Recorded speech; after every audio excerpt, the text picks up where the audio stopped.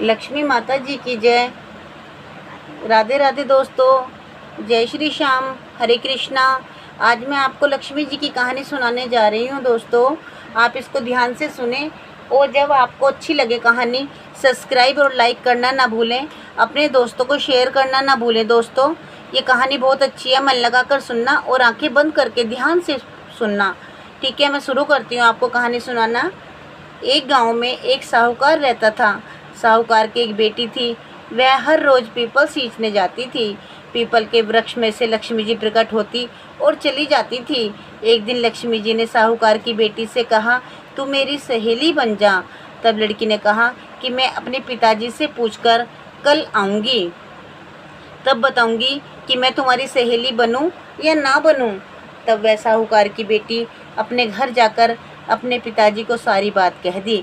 तब उसके पिताजी बोले, वह तो लक्ष्मी जी हैं, अपने को और क्या चाहिए बेटा, तू उनकी सहेली बन जा, तू लक्ष्मी जी की सहेली बन जा बेटा। दूसरे दिन वह लड़की फिर गई।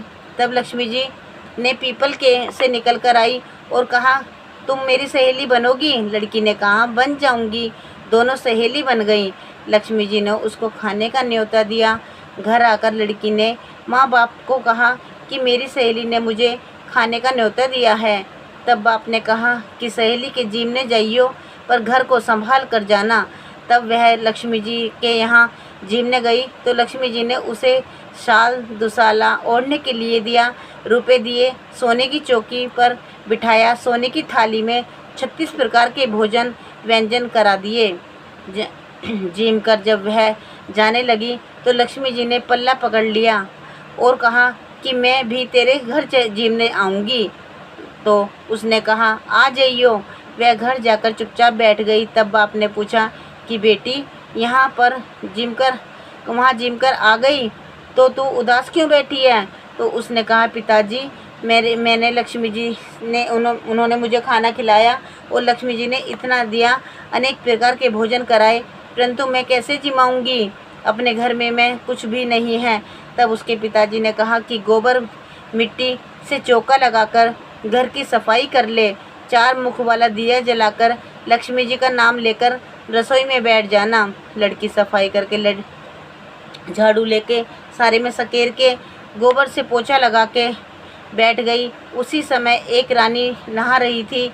उसका 9 लखा हार चील उठा कर ले गई और उसने घर पर 9 लखा हार डाल गई और उसका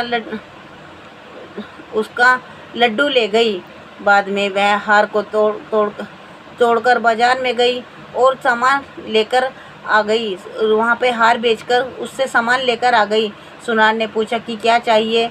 तब उसने कहा कि सोने की चौकी, सोने का थाल दुसाला दे दो, मोहरे भी दे दो और सामग्री भी दे दो, 36 प्रकार के भोजन हो जाए, इतना सामान दे दो।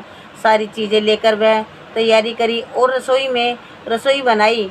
तब गणेश जी ने कहा कि लक्ष्मी जी को बुलाओ। आगे आगे गणेश जी और पीछे पीछे लक्ष्मी जी आई। उसने फिर चौकी डाल दी और कहा, सहेली चौकी पर बैठ जा।